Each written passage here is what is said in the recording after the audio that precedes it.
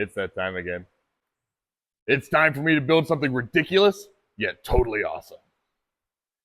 And what I mean by that is what we have here.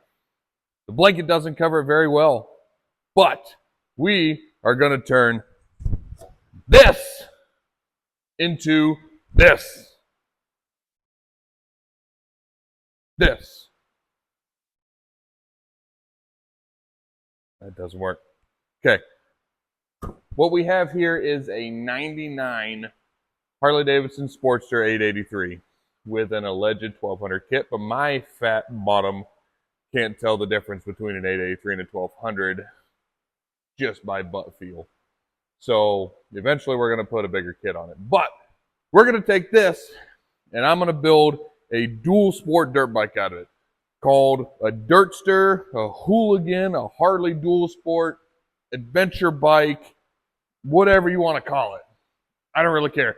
It's going to be rad. It's going to be awesome. And let's get down to it.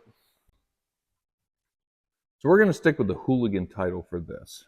The reason why we're doing that is because a Hooligan bike is a generally street-oriented bike that's been built or modified for off-road racing or any kind of track racing in general.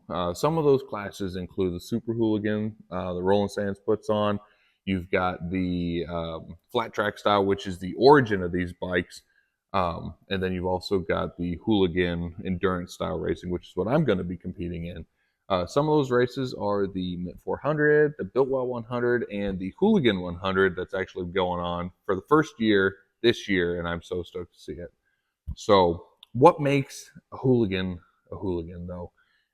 Big part of that for these bikes is suspension. We're going to have to put 15-inch suspension or 15-inch shocks on the rear. We're going to take, I've got a couple sets of forks that I picked up off of a guy. I've got to pick which one I'm going to use, but it's typically either like a CRF Honda fork or like a YZ. Some KTMs will fit, but we're going to take a dirt bike front suspension and stick it on this bad boy. But most importantly, from an aesthetic standpoint, we're going to take this whole rear tail section off and we're going to put a flat tracker style rear tail section to keep it true to its roots. So this episode, we're going to get down to that. Whoa!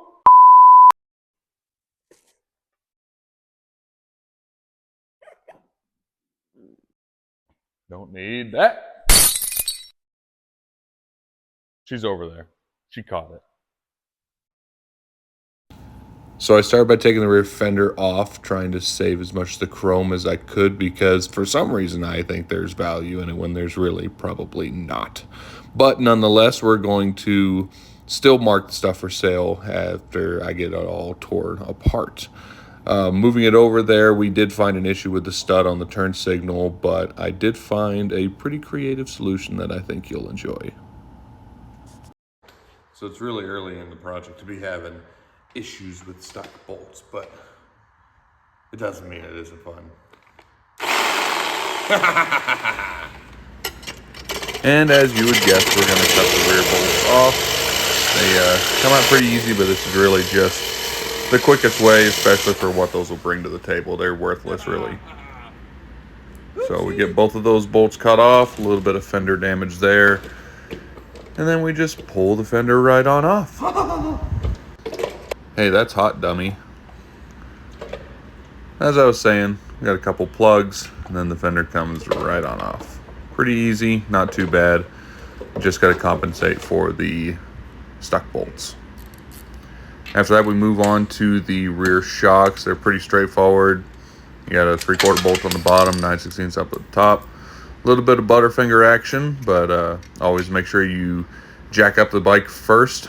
And then once we get that and the chrome trim off, now we can work on chopping the rear section of the fender mounts. This is going to make some of you purists cringe, but it's just not necessary for the build. So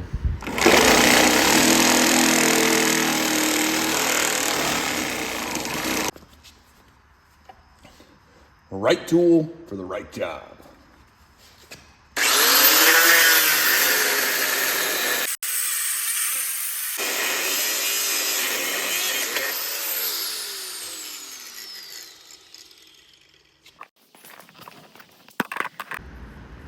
little chop here and a little chop there, and both those brackets come off just like butter.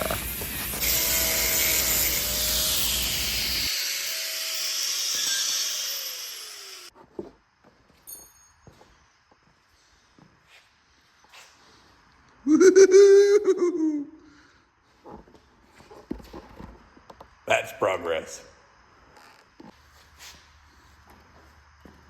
So now that we got the disassembly for the most part done for this section of the video, let's do a little recap. What we did is we completely removed the rear fender, the tail light, or the turn signal and tail light sections. I took the belt guard off because we're eventually going to be doing a chain conversion. And then we also obviously took the shocks off.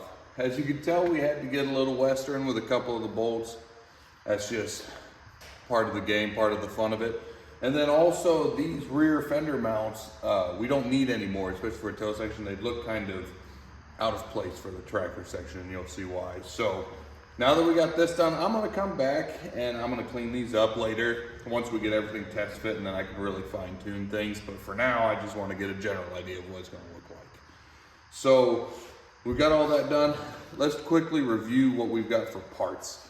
Going on first is gonna be the Burley brand 15-inch progressive shocks. I absolutely love these. I've heard good reviews. Now, I will say these are more for your street riding and trail riding, more of a scrambler, if you will. But for now, I'm gonna rock these. I've got a trip coming up, and we're gonna definitely do some pretty extensive riding this season on the bike. Once race season comes this winter, we're gonna be putting on some more aggressive shocks for that purpose. But then also,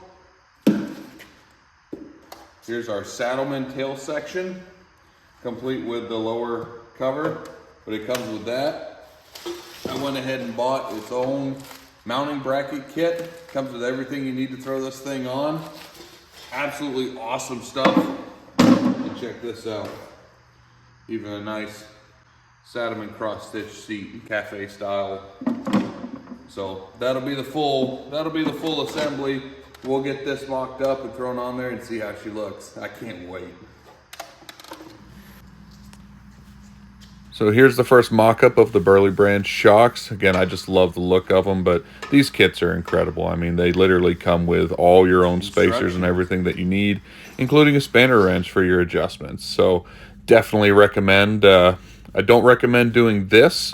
That's a good way to blow a tire. I'm so glad I didn't, but things happen. So we had a little bit of a clearance issue with my lower exhaust. Pretty easy, just slip that off and then bolt it right back up.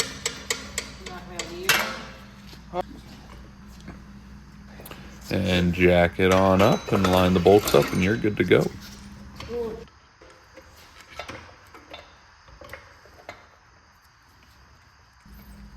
Another thing I do want to add in here is to make sure all of your hardware here, we're going to be using Loctite. I'm actually going to be using red Loctite just because that's the only thing I have. I know I'm going to be regretting it later, so spare me in the comments, but that's what we're putting on for now. I'm going to go ahead and adjust it all the way up just so I can see what the stiffest limit is going to be, and to get the max height. I am 6'1", so I want to try and get as much height as possible, even at the expense of a smoother ride.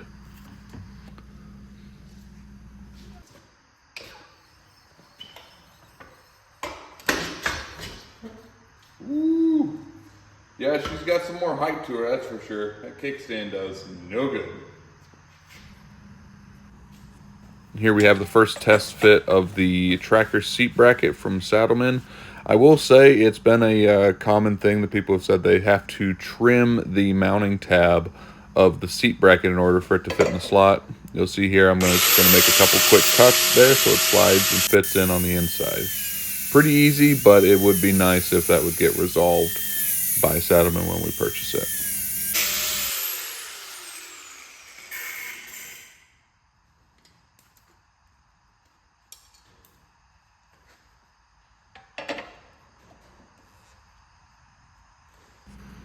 Now I'm just throwing the tail section on there to more or less get a general idea of how it's going to look. These three items, the seat, the pan, and the bracket, all need to be bolted together I did notice that the bolts were a little short, so I ended up having to go pick up some of my own. Not a big deal, they're just a few cents, and you know, for the price and what you get out of these seats, it's still a fantastic deal. I highly recommend. So we get that locked in, and then we could actually fit it how it's supposed to be. So it turns out the bolts that come with this seat for here and here that hold everything together are a little too short for the pre-made bracket and everything. So I called it a night, had to get some bolts. Now it's all together, we can throw it on.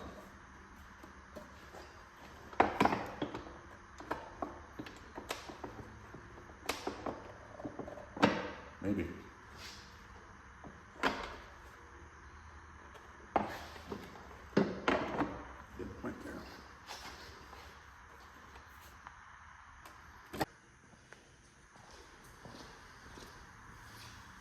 All right, let's see how much taller this thing is. Oh, wow. Wow. So just for reference, I'm 6'1", and I'm barely flat-footed on this thing. Holy cow, that is way different.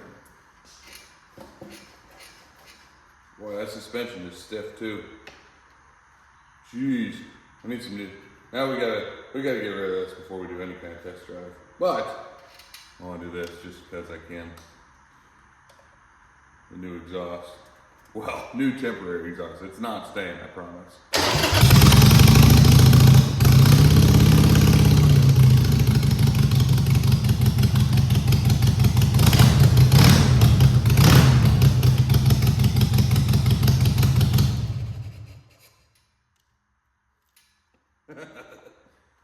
It's a little loud. Okay, so now I think we're gonna have to do an OCC and put some blocks under this kickstand for now because it goes way, way, way over. Wow. Okay. Okay, for the last part of this video, we're gonna get rid of these ugly handlebars and then we're gonna give her a ride. So as I said before, these handlebars definitely don't fit the off-road feel that we're going for, and so we're going to go with some TC Bros Enduro style handlebars. You'll see those in a second. And the only thing I did notice with Harley is they do use a 1-inch style bar, at least for these. So whenever I go over and put the moto style forks on it, either going to have to make some kind of an adapter to keep those bars or buy new ones. But you know, that's part of the build, is you're always changing. So call it continuous improvement. But how about those bars, huh? Talk about a night and day difference. I absolutely love those bars, and I will say they come pre-slotted for the wiring, and they're just awesome. So now we go through and we make sure we check our center, find a good common point that you can measure on both sides, then line it up and make sure it feels good.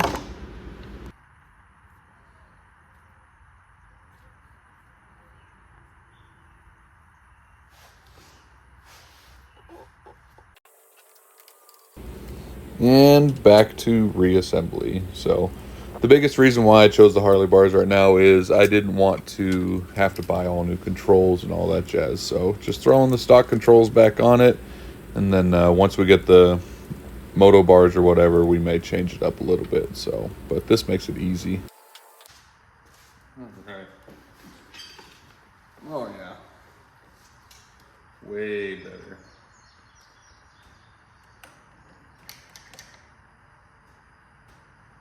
Yeah. Tighten up a few things and then we'll take it for a trip.